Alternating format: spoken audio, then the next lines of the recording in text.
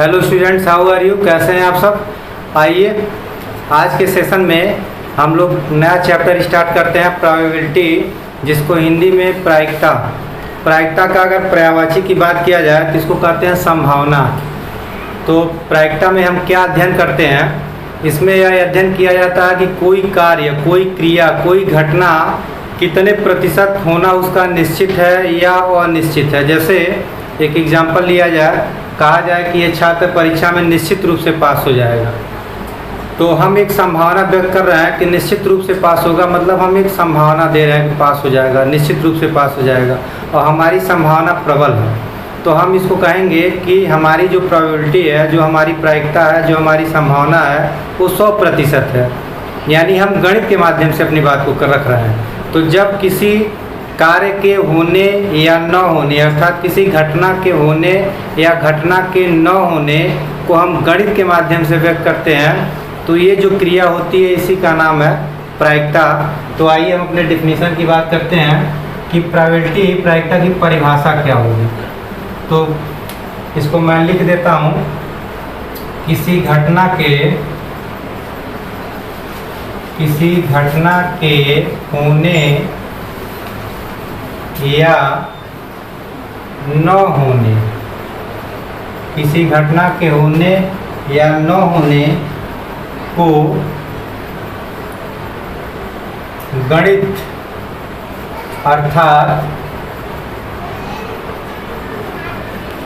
अंकों के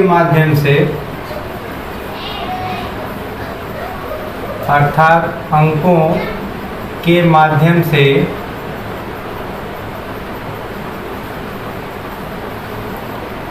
व्यक्त करने की प्रक्रिया को प्रायिकता कहा जाता है।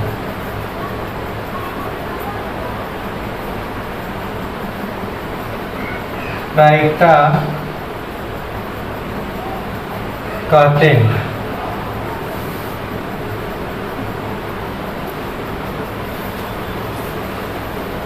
जैसे एक दो एग्जाम्पल से हम अपनी बात को आपको समझा रहे हैं।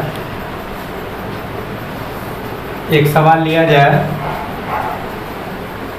और ये कहा जाए कि एक बालक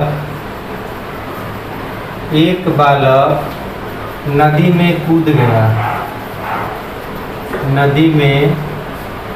कूद गया,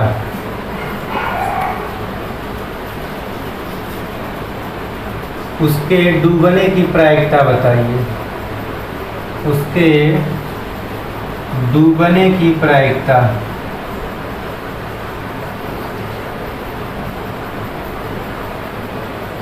क्या होगी? उसके डूबने की प्रायिकता क्या होगी? ये हमारा प्रश्न है। प्रायिकता को हम इस एग्जाम्पल के माध्यम से परिभाषित करते हैं। तो अब देखिए, बच्चा नदी में कूद गया, कोई बालक था जो नदी में कूद गया, उसके डूबने की प्रायिकता है। यहाँ मैं शब्द यूज़ किया हूँ बालक, ये बच्चा नहीं है, बालक है। बालक की उम्र, बालक 12 साल तक माना जाता है। 2 से 12 साल के बीच में बालक कहा जाता है। और बच्चा कहते हैं 0 से 2 साल। फिर एक किशोरावस्था होती है जो 12 से 17 मानी जाती है, किशोरावस्था। एक 18 से लेके ऊपर 40 तक युवा अवस्था कही जाती है। 40 क्या, इसको हम लोग 60 और 50 का में तो ठीक है, 18 से 50। 50 के बाद आदमी प्रौढ़ावस्था में आ जाता है, वृद्धावस्था कहते हैं। तो ये अवस्थाएं होती हैं। मैं बालक की बात किया हूँ, यानी इसकी उम्र कम से कम 12 साल 10 साल भी हो सकती है। वो नदी में कूद गया तो उसके डूबने की प्रायिकता क्या होगी? तो नदी में कूदने के बाद जरूरी नहीं है कि वो डूब जाए, 50-50 चांस है। पानी में वो कूदा नदी में, हो सकता है उसको तैरने आता हो, कूद गया फिर तैर के बाहर निकल गया, या उसको तैरने न आता हो। इस बात की चर्चा नहीं है कि उसको तैरने आता है कि नहीं आता है। तो दोनों चांस हैं। तैरने आ भी सकता है और नहीं भी आ सकता। तैरने आएगा तो बचेगा, तैरने नहीं आएगा तो डूब जाएगा। तो हम निश्चित रूप से नहीं कह सकते कि वो डूब जाएगा। डूबने की प्रायिकता बतानी है तो हम कहेंगे डूबने की प्रायिकता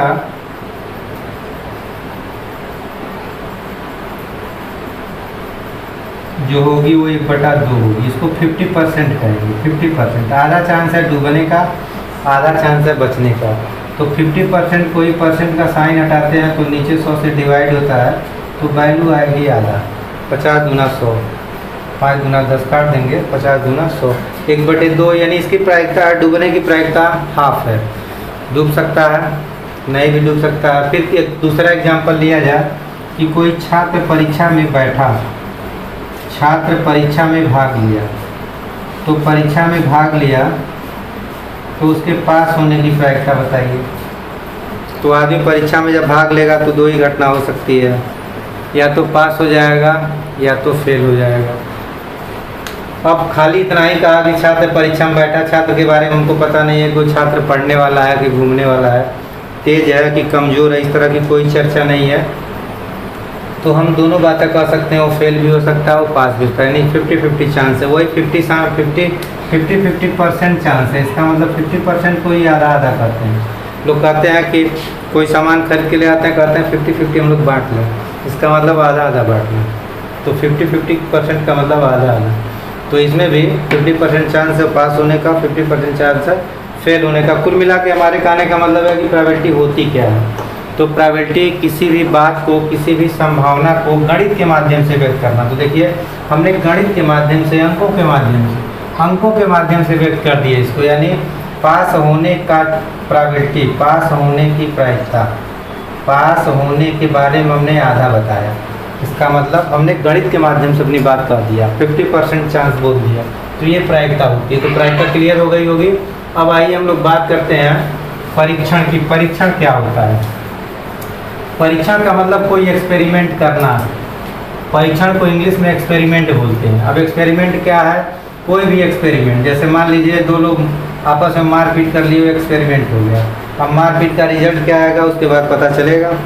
तो मारपीट करना एक एक्सपेरिमेंट है, एक परीक्षण है। फिर आप गए दौड़े दौड़े नहर में कूद गए, परीक्षण कर लिया। कूदने के बाद क्या होगा, वो बात की घटना होगी। तो आप नदी में कूद सकते हैं। आप परीक्षा में भाग लिए, वो भी एक परीक्षण है। परीक्षा में भाग लिए तो फेल हो सकते हैं, पास हो सकते हैं। आप मोबाइल उठा के पटक दिए, मोबाइल आपका चालू भी हो सकता है, ख़राब भी हो सकता है। तो कोई कार्य करने को हम लोग परीक्षण करते हैं जिसका एक निश्चित रिजल्ट आ जाता है। तो परीक्षण को डिफाइन करेंगे कि किसी भी कार्य को करने की क्रिया को परीक्षण कहेंगे जिसका एक निश्चित परिणाम हमें प्राप्त होता है। कोई न कोई परिणाम निश्चित रूप से मिलेगा। तो क्या होगा वो परीक्षण के बाद पता चलता है। दूसरा हेडिंग हमारा है रैंडम एक्सपेरिमेंट। रैंडम एक्सपेरिमेंट भी एक एक्सपेरिमेंट ही है जिसके बारे में हम पहले से कोई बात निष्कर्ष नहीं निकाल सकते। जैसे हम कुछ नहीं कर सकते हैं, एक आदमी छत से कूदा, कोई कहा कि मर जाएगा, कोई कहा बच जाएगा, तो हम कुछ कह नहीं सकते। इसको कहते हैं रैंडम एक्सपेरिमेंट। यानी रैंडम एक्सपेरिमेंट का रिजल्ट क्या आएगा इसको पहले से भविष्यवाणी नहीं की जा सकती। इसको बोलते हैं रैंडम एक्सपेरिमेंट। तो रैंडम एक्सपेरिमेंट ऐसा एक्सपेरिमेंट जिसके परिणाम के बारे में कुछ कहा नहीं जा सकता, उसको यादृच्छिक परीक्षण या रैंडम एक्सपेरिमेंट कहते हैं। अब आइए प्रतिदर्श समष्टि की बात करें। इसको इंग्लिश में सैंपल स्पेस बोलते हैं। सैंपल स्पेस क्या होता है? कुल घटना को सैंपल स्पेस कहते हैं। कुल घटना, शॉर्ट में मैं इतना ही बताना चाहूँगा। कुल घटना क्या होती है? जैसे मान लीजिए हम लूडो सब लोग खेलते हैं, लूडो का गेम सब लोग खेलते हैं। और लूडो में ऐसे 1 2 3 4 5 6 ऐसे बना होता है। 1 बिंदी, कहीं 2 बिंदी, कहीं 3 बिंदी, कहीं 4 बिंदी, कहीं 5 बिंदी, 6 बिंदी ऐसे बनी होती है लूडो की जो डाइस होती है। तो अगर आप लूडो की गोटी को ऐसे उछालते हैं तो कुल कितना आ सकता है? 1 2 3 4 5 6 संभावनाएं आने का। ऊपर 1 बिंदी आ सकती है, 2 बिंदी, 3 बिंदी, 4 बिंदी, 5 बिंदी, 6 बिंदी। तो कुल घटनाओं को हम लोग सैंपल स्पेस कहते हैं। इसको यस से डिनोट करते हैं और ऐसे मझले कोष्ठक में लिखा जाता है। तो आपसे पूछा जाए सैंपल स्पेस क्या है, तो कहेंगे जब कोई परीक्षण किया जाता है तो उसमें कुल कितनी घटनाएं हो सकती हैं उसको सैंपल स्पेस कहते हैं। एक तो हमने लूडो का एग्जाम्पल लिया, इसका सैंपल स्पेस हमने आपको बता दिया। एक मैं सिक्के का एग्जाम्पल लेता हूँ। जब भी कोई प्रतियोगिता स्टार्ट होती है क्रिकेट गेम, तो बैटिंग बॉलिंग के लिए टॉस किया जाता है सिक्का। तो जब सिक्के को हम टास करेंगे तो दो ही कुल संभावना दो होती है, कोई तीसरी नहीं होती है। तो सिक्के के टास में जो सैंपल स्पेस होगा वो होगा एच या टी, हेड या टेल, क्योंकि दो घटना कुल कितनी घटना हो सकती है, या तो हेड आएगा या तो टेल आएगा, कोई तीसरा नहीं आता है। आप देखे भी होंगे जब भी सिक्का उछलता है तो ऊपर या तो हेड दिखाई देगा या तो टेल। इसी तरह लूडो की गोली को हम लोग उछालते हैं तो क्या 7 भी आ सकता है, तो आप कहेंगे नो। क्या 8 भी आ सकता है, उत्तर है नहीं। क्या 0 आएगा, नहीं। क्या आएगा 1 से लेके 6 तक, चाहे 1 आवे, 2 आवे, 3 आवे। तो कुल घटना की संख्या को हम लोग कुल घटना के समुच्चय को, समुच्चय का मतलब सबको समूह बना दिया जाए, इसको सैंपल स्पेस यस से डिनोट करते हैं। फिर एक और एग्जाम्पल लेते हैं सैंपल स्पेस के बारे में।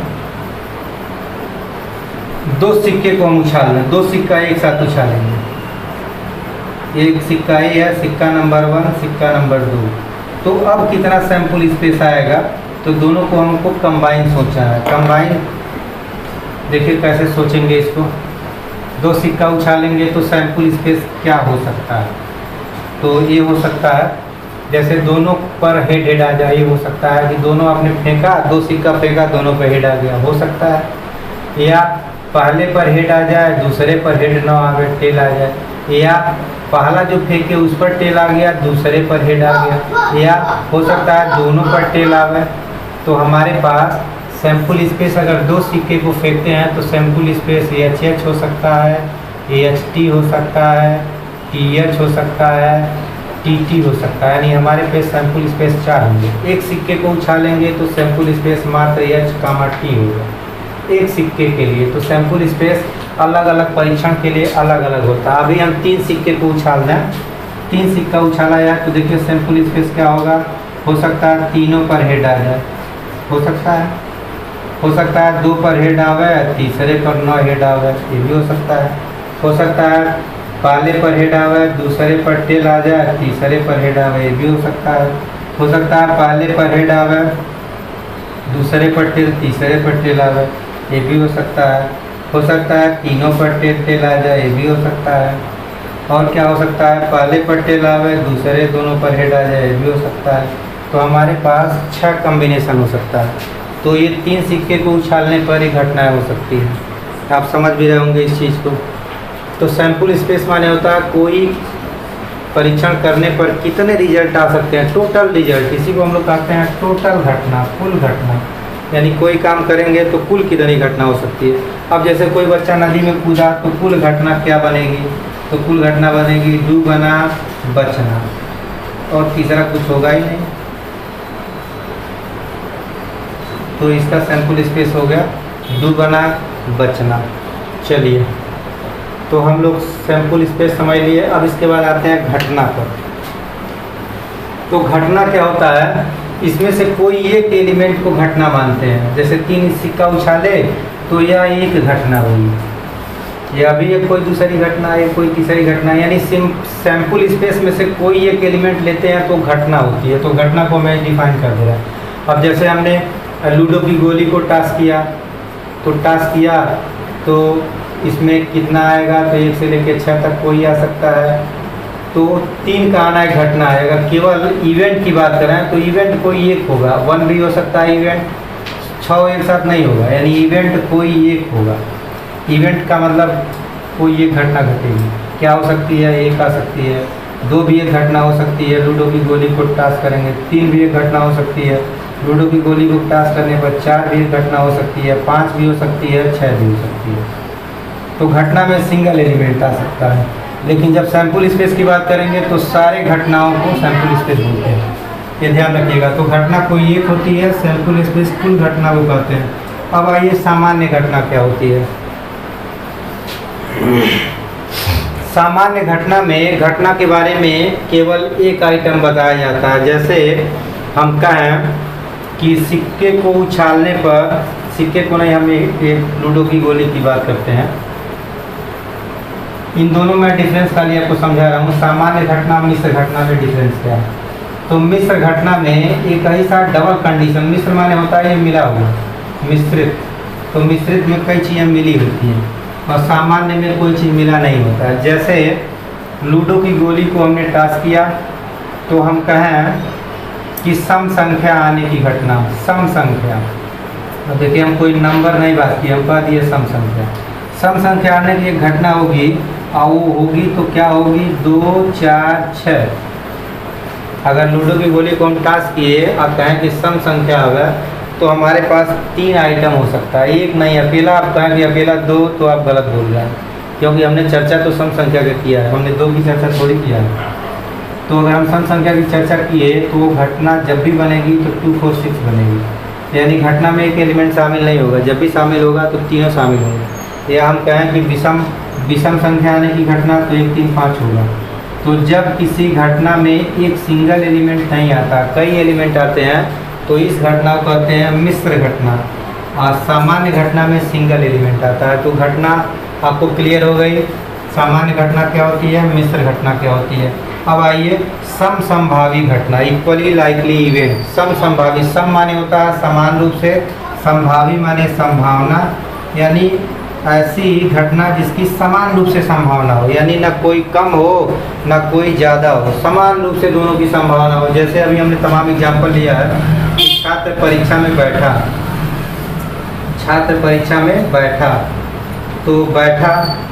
तो उसके पास होने की घटना समसंभावी घटना होगी, या फेल होने की घटना भी समसंभावी घटना होगी। भाई फेल भी हो सकता है, पास भी हो सकता है, दोनों घटना हो सकती है। तो समान रूप से हम कोई एक चीज़ को नहीं कह सकते हैं। हाँ, ये कहें कि एक लड़का था जो 365 दिन स्कूल में आता था, मन से पढ़ता था, हर परीक्षा में टॉप करता था, तो उसके पास होने की घटना बताइए, तो वो 100% पास होगा, 100%। इसको कहते हैं निश्चित घटना, श्योर इवेंट। श्योर मतलब एकदम वो घटना उसको पास होना ही होना है। ये आपकी किताब में श्योर इवेंट के बारे में चर्चा किया नहीं है, लेकिन हम लोग इसको शामिल कर लेंगे। निश्चित घटना भी एक होती है, एक नया हेडिंग बना लीजिए, निश्चित घटना।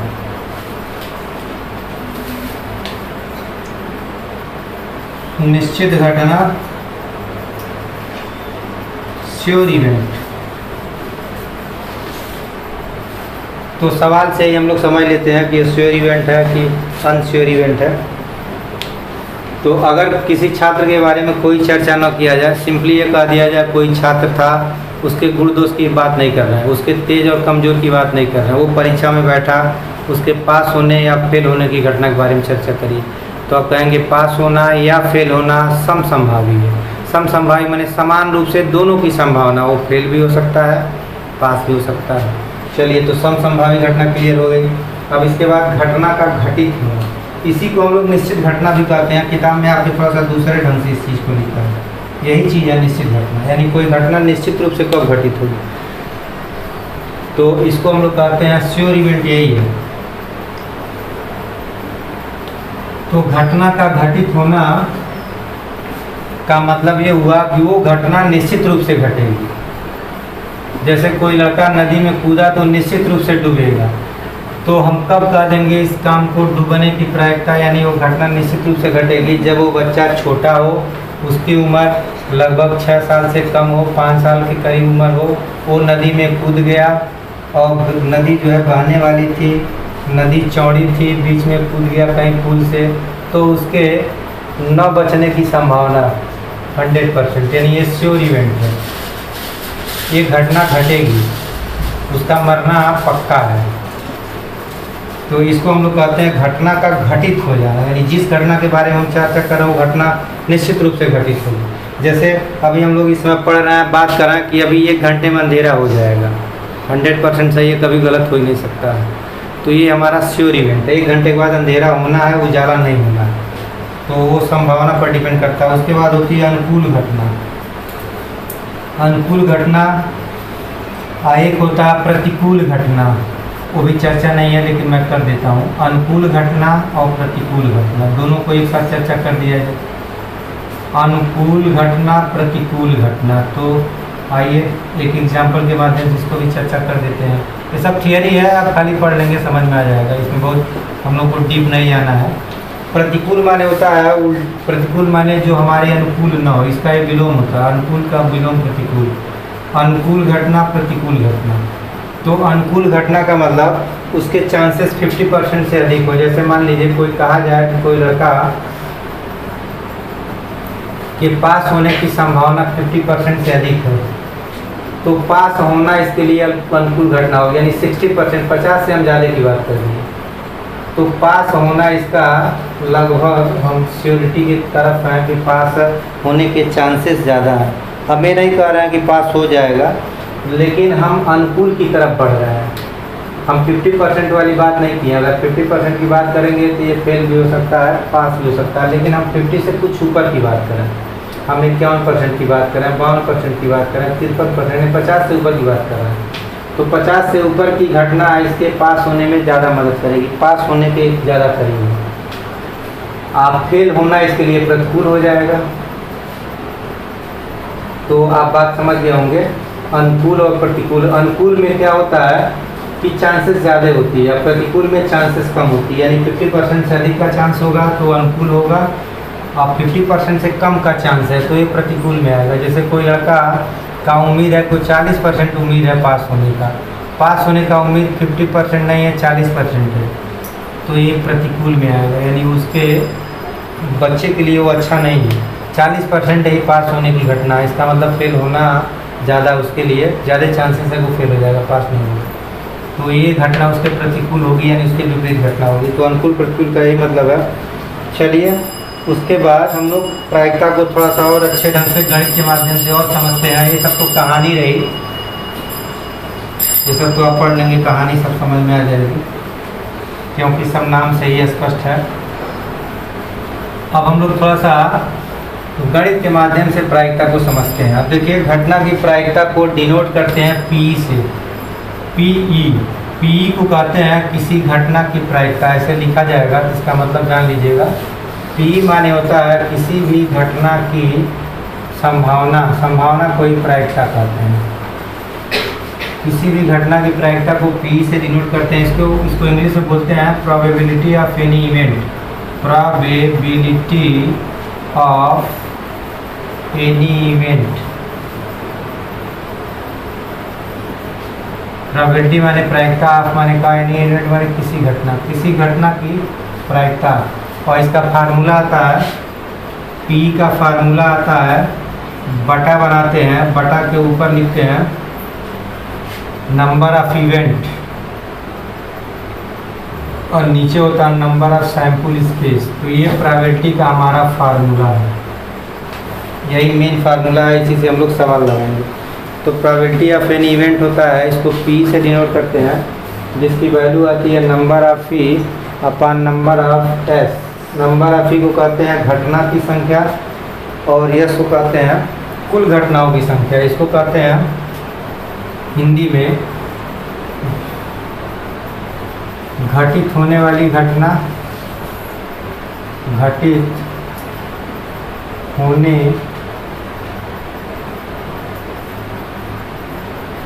वाली घटना, और नीचे लिखते हैं कुल घटना, कुल घटना। तो ये हमारा फार्मूला, इसको हिंदी इंग्लिश दोनों समझिए।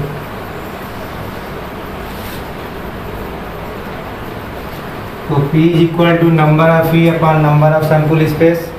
नंबर ऑफ ई को कहते हैं घटनाओं की संख्या, घटित होने वाली घटना, और नीचे है कुल घटना। कई कई किताब में अनुकूल घटना इसको लिखा होगा, तो अनुकूल का मतलब वही जो हमारे घटित होने वाली है, अनुकूल का मतलब वही चीज़। अनुकूल घटना कहीं कहीं लिखा होगा तो उससे कोई मतलब नहीं, कई बार घटित होने वाली घटना या अनुकूल घटना बटे कुल घटना, कुल घटना की संख्या, और संख्या भी लिख देते हैं। अनुकूल घटित होने वाली घटनाओं की संख्या, संख्या बटे कुल घटनाओं की संख्या, क्योंकि हम लोग संख्या से ही बात अपने आगे बढ़ाते हैं। प्रायिकता निकालनी है तो संख्या के माध्यम से कैलकुलेट करते हैं। चलिए अब प्रायिकता संबंधी कुछ तथ्य हैं, महत्वपूर्ण तथ्य, इसको जाना जाए। प्रायिकता से संबंधित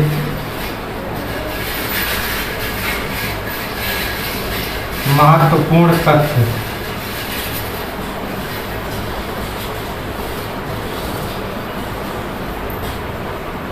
प्रायिकता से संबंधित महत्वपूर्ण तथ्य। जो पहला तथ्य है वो किसी घटना की जो प्रायिकता होती है वो 0 से 1 के बीच होती है,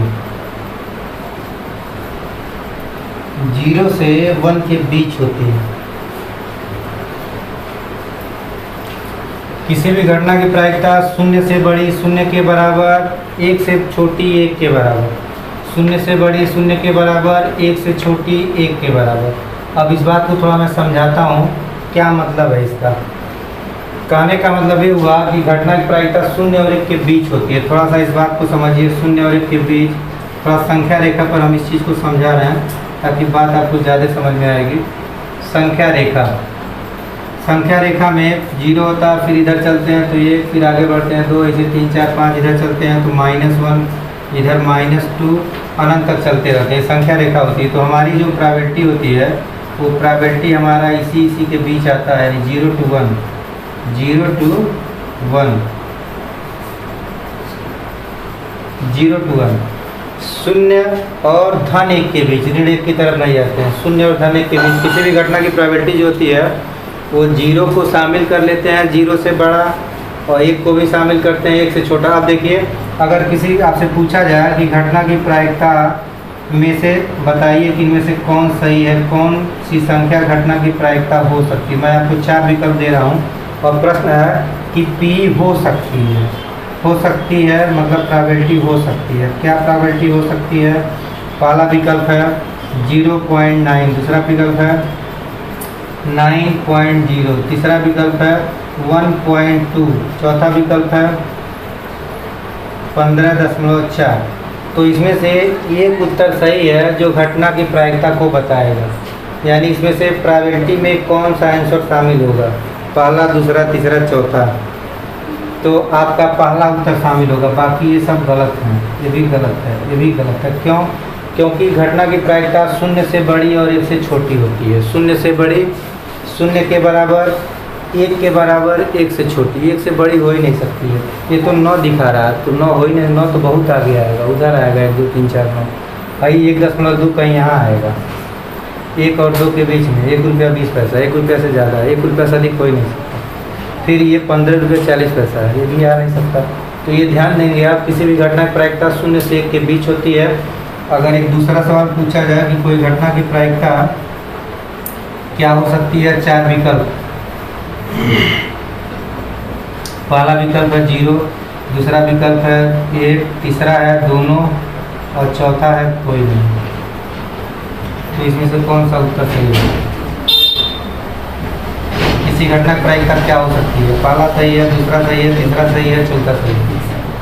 तो इसका तीसरा सही है, क्योंकि 0 भी होती है, 1 भी होती है। तो पहला भी सही है, दूसरा भी सही है, इसलिए तीसरा को हम दोनों के केस में लेंगे। इस तरह का सवाल पूछा जाता है। चलिए, ये बात आपको समझ में आ गई होगी। साथ ही साथ मैं थोड़ा सा इसको और दूसरे ढंग से बताता हूँ कि 0 और 1 के बीच कैसे होती है। तो 0 और 1 के बीच होने के लिए हम जानते हैं कि कोई भी घटना अगर घटित हो गई तो कहते हैं कि 100% चांस हो गया। जैसे लड़का परीक्षा में बैठा तो वो पास हो गया, पास होने का मतलब 100% चांस, पास हो गया।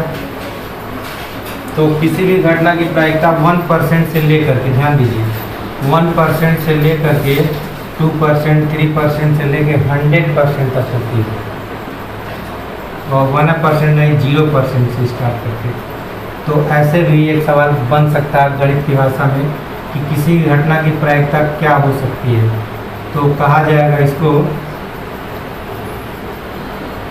पहला विकल्प, दूसरा विकल्प, तीसरा विकल्प, चौथा विकल्प। यहाँ लिखेंगे 1%, फिर लिखेंगे 22%, फिर लिखेंगे 80%, और इसमें कहेंगे उपर्युक्त सभी।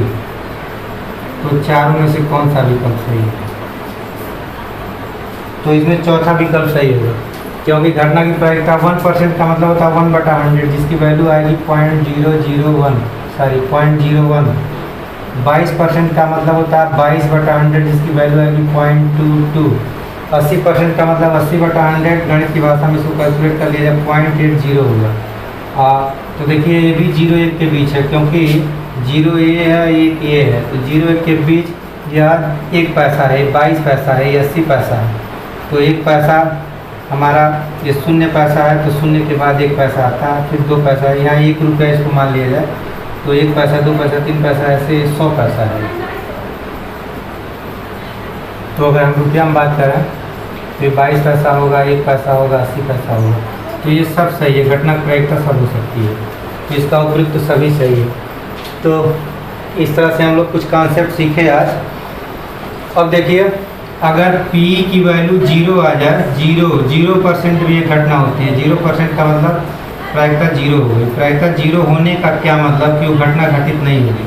जैसे हम कहें कि उसके पास होने की प्रायिकता 0 है, प्रायिकता में संभावना, उसके पास होने की संभावना 0 है, इसका मतलब वो पास हो ही नहीं सकता। तो 0 भी संभावना होती है, यानी प्रोबेबिलिटी 0 भी होती है। तो अगर P कहीं 0 लिखा है, इसका मतलब आप निष्कर्ष निकालेंगे कि घटना कभी घटित नहीं होगी, कभी घटित नहीं होगी। कहने का मतलब पास होने की संभावना 0 है। पास होने की संभावना को प्रायिकता कहते हैं। पास होने की प्रायिकता 0 है। अगर इस बात को हम कहें तो इसका मतलब कि वो लड़का पास नहीं होगा, पास नहीं होगा। कहने का मतलब पास होने की घटना नहीं घटेगी, पास होने की घटना नहीं घटेगी। इसका मतलब ये हो गया कि फेल होने की घटना घटेगी। कौन सी घटना घटेगी? फेल होने की घटना उसके साथ होगी, वो फेल हो जाएगा। तो ये चीज़ आप लोगों को समझना है कि किसी घटना की प्रायिकता 0 यानी वो घटना नहीं करेगी। अगर पास होने की संभावना 0 है तो पास नहीं होगा, सही बात है। तो ये हम लोग समझ लिए। उसके बाद एक प्रोबेबिलिटी ऑफ एनी इवेंट, कभी कभी 1 लिखा होता है, 1 को समझिए। अगर P1 है, इसका मतलब 100% चांस है वो घटना घटेगी। कैसे? क्योंकि 100% को 1 कहते हैं, 100% का नाम ही 1 है, लेकिन हम लोग उसको थोड़ा सा गणित की भाषा में समझते नहीं हैं। 100% को 1 कहा जाता है, यानी घटना की प्रायिकता अगर 1 है, इसका मतलब 100% वो घटना घटेगी। अगर कह दिया जाए वो लड़का परीक्षा में बैठा, उसके पास होने की प्रायिकता 1 है, तो इसका मतलब वो पास होगा, फेल होने का नो चांस। तो इसको आप समझेंगे। इसी को निश्चित घटना भी कहते हैं। ये घटना निश्चित रूप से घटेगी, यही है श्योर इवेंट, निश्चित घटना। इंग्लिश में श्योर इवेंट इसी का नाम है, आपको मैं चर्चा किया हूँ। श्योर इवेंट की प्रोबेबिलिटी 1 होती है। एक सूत्र और आता है, किसी घटना के घटने और 9 घटने का योगफल 1 होता है। किसी घटना के घटने और 9 घटने का योगफल 1 होता है, सही बात है। जैसे सिक्का उछाले तो हेड आवे तो हाफ होता है, हेड 9 आवे तो भी हाफ होता है। हेड आया तो हाफ चांस है हेड आने का, हाफ चांस है हेड 9 आने का। हेड 9 आने का मतलब टेल आना, हेड 9 आना इसका मतलब हेड नहीं आएगा, टेल आएगा। तो दोनों को जोड़ने पर 1 आता है, यानी किसी घटना के होने या घटना के न होने का योगफल हमेशा 1 होता है। अभी हमने कहा कि लड़का पास होगा तो उसकी प्रोबेबिलिटी 1 होगी, आप पास नहीं होगा तो उसकी प्रोबेबिलिटी 0 होगी। तो 0 और 1 मिला करके 1 होता है, यानी घटना के होने या घटना के न होने का योगफल 1 के बराबर आता है। इसको हम लोग ऐसे लिखते हैं, P और P dash is equal to 1, ऐसे किताब में लिखा मिलेगा। P को कहते हैं घटना के होने की प्रायिकता, और जब डैश रहेगा तो इसको कहते हैं न होने। डैश माने नो होता है, नो नहीं, तो इन दोनों का योगफल 1 आता है। तो आज हम लोग यहीं अपनी बात को समाप्त करते हैं, फिर नेक्स्ट सेशन में हम लोग डिटेल में पढ़ेंगे। आज केवल कहानी चली है प्रोबेबिलिटी की। नेक्स्ट सेशन में हम लोग गणित में सवालों को सॉल्व करेंगे, सवाल के माध्यम से इसको क्लियर करने का प्रयास करेंगे। तब तक के लिए बहुत बहुत धन्यवाद।